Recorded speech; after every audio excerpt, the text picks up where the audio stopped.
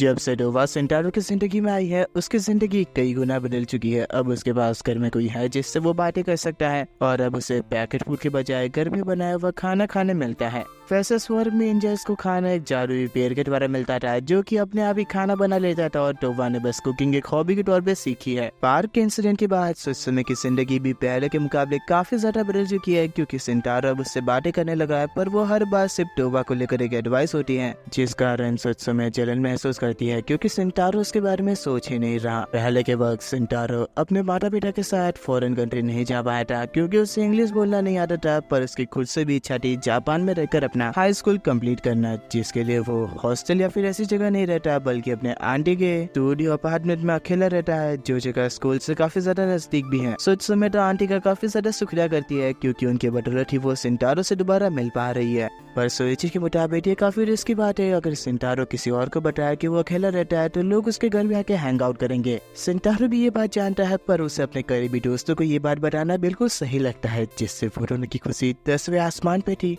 पर सुसुमे अब क्या करे, क्योंकि उसके कंपटीशन में एक एंजल और यूकी होना है जो कि उससे ज्यादा अट्रैक्टिव दिखती है और उनके पास कुछ खास ताकतें हैं। अगर अच्छा होता अगर सुसुमे अपने प्यार के बारे में सेंटारो को पहले ही बता देती तो फिर उसे आज इतनी चिंता नहीं करनी पड़ती, पर उसे थोड़ी ना पता था कुछ ही दिनों में एक एंजल आकर सेंटारो के घर रहने लगेगी। काश टोकिमित्सु मुझसे प्यार करता। सुसुमे की माँ उनके दोनों बच्चों को सोने के लिए कहती है, पर उन्हें एक जरूरी चीज याद आ जाती है और वो सुसुमे को एक डोनट कूपन देती है जिसे उसने लॉटरी में जीता था और ये कल ही एक्सपायर होने वाला है, जिस कारण उसकी माँ चाहती है सुसुमे अपने दोस्तों के साथ वहाँ चली जाए। पर उसका भाई जिद करने लगता है ये कूपन मुझे चाहिए मामा। पर सुसुमे के मन में अलग ही विचार चल रहे थे एक डोनट डेट को लेकर, जिस कारण वो अपनी माँ का काफी ज्यादा शुक्रगुजार थी। अगले दिन स्कूल में सुसुमे काफी ज्यादा ट्राई करती है सेंटारो से पूछने क्या वो मेरे साथ डोनट शॉप पे चलेगा, पर ये सरम उसे ये पूछने ही नहीं दे रही थी। वो लगातार कोशिश करती रहती है, लेक्चर पे लेक्चर बीते जाते हैं पर उनकी बात ही नहीं हो पाती। वो उदास हो जा रही थी कि वो कैसे कहेगी सेंटारो को, ये सोचते हैं मुझे शर्म आ जाती है।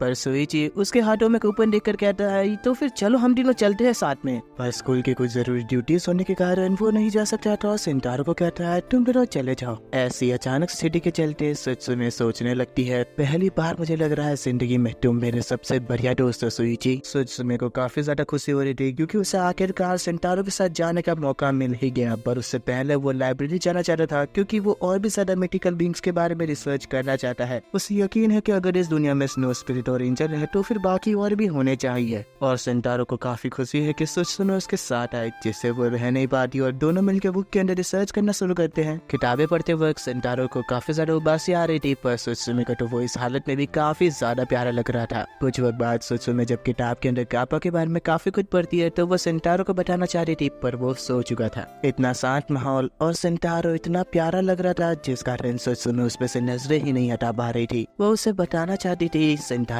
मेरा सीक्रेट है, मैं तुमसे प्यार करती हूँ।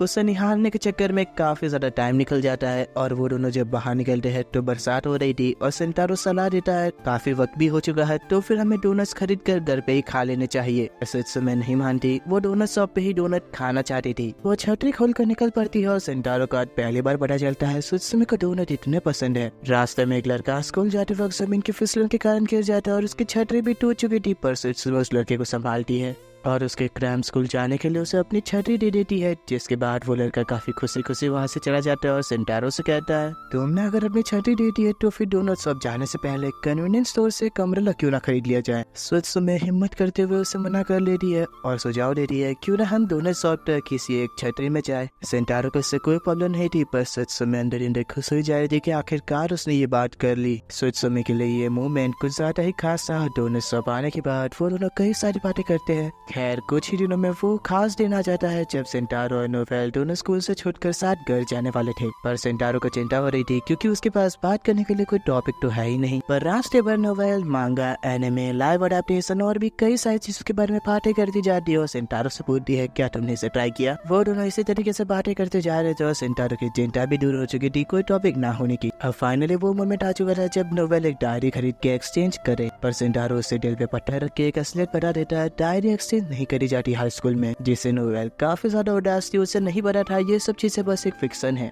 पर सेंटारो मना करता है क्योंकि एलिमेंट्री स्कूल की लड़कियां अभी भी डायरी एक्सचेंज करती है, जिसे जान नोवेल को तसल्ली मिलती है। चलो कम से कम ये पूरी तरीके से भ्रम तो नहीं है। दोनों को इतना हंसी खुशी बात करता देख उनके स्कूल के कुछ बच्चे उन्हें देख हैरान थे, क्योंकि वो इजुमी को तो पहचान गए थे क्योंकि वो स्कूल में हमेशा चुपचाप रहती थी, पर आज भला किस लड़के से बात कर रही इतना हंसी खुशी से। एक कन्वीनियंस स्टोर के बाहर आने के बाद नोवेल सेंटारो से सवाल करती है, क्या रास्ते में खाते हुए जाना भी एक फिक्शन है? नहीं, ऐसा नहीं है, जिससे नोवेल खुश होते हुए जल्दी कुछ लेने चली जाती है और सेंटारो को बाहर इंतजार करने का कहती है। नोवेल जल्दबाजी में अच्छा सा सामान उठाकर बाहर आती है और सेंटारो से कहती है, तुम इस आइस पॉप स्टिक को खा सकते हो। मैं कुछ अच्छी चीज ढूंढ रही थी, पर मुझे इस बात की बिल्कुल उम्मीद है कि मुझे ये मिल जाए। दोनों उस आइस पॉप स्टिक को काफी मजे से खा रहे थे और नोवेल उसे खाते ही उसकी जीभ ठंडी पड़ जाती है और वो सेंटारो से कहती है, हमेशा मेरे साथ यही होता है। वाओ, देखा, तुमने अभी यही सोचा, पर मैं तो क्यों ना हूं ना।